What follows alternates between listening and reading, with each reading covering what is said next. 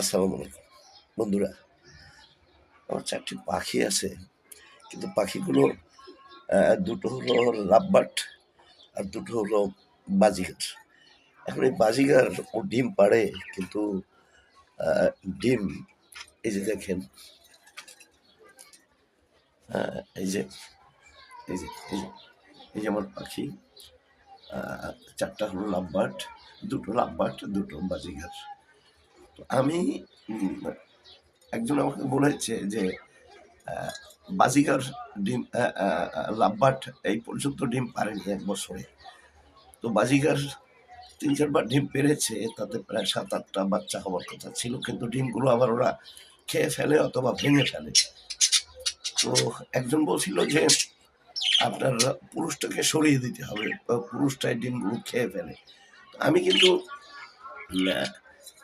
২-৪ বার এটা করেছি, কিন্তু তারপরেও ওদের ডিম আমি রক্ষা করতে পারিনি। আপনাদের যদি জানা থাকে যে কিভাবে এই ডিমগুলো রক্ষা করা যায়, ওরা খেয়ে না ফেলে, কারণটা কি, কেন খেয়ে ফেলে, আমাকে একটু জানাবেন। আরেকটা হলো পাখি, আমার একটা বিড়াল ছিল, খুব শখের। বিড়ালটি মারা গেছে, আমি খুব কষ্ট পেয়েছি। এখান থেকে নিচে পড়ে গিয়েছিল, 7 তলা থেকে পড়ে মারা গিয়েছে। যাই হোক, এখন এই পাখি 4টা আছে আমার।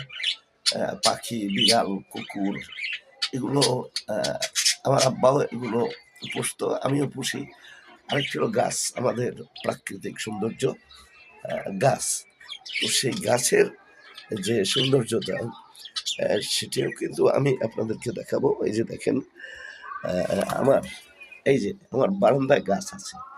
এই যে আমি এই যে বারান্দায় আমি এই যে গাছের এই যে দেখেন, এই যে গাছ, এটা আমার বারান্দায়।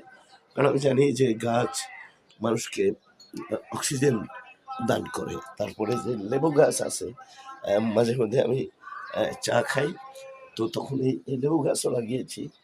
আর এটা হলো ডুমুর গাছ, এই যে দেখেন ডুমুর হয়েছে। গাছটি আস্তে আস্তে বড় হবে। আমি চাইছি যে এই পুরো বারান্দাটা জুড়ে এই এই গাছটা মানে গাছটা ঘিরে ফেলবে। আর নিচে এই যে দেখেন প্রাকৃতিক সৌন্দর্য, নিচে আপনি এই যে দেখেন নিচেও অনেক গাছ। তো আমি অনেক সময় রাতে এখানে বসি, কারণ আমি জানি যে এই যে গাছ, এই গাছ আমাদেরকে, আমরা যে নাইট্রোজেন, আমরা যে নিঃশ্বাসটা আমরা ছাড়ি, সেই নিঃশ্বাসটা গাছ গ্রহণ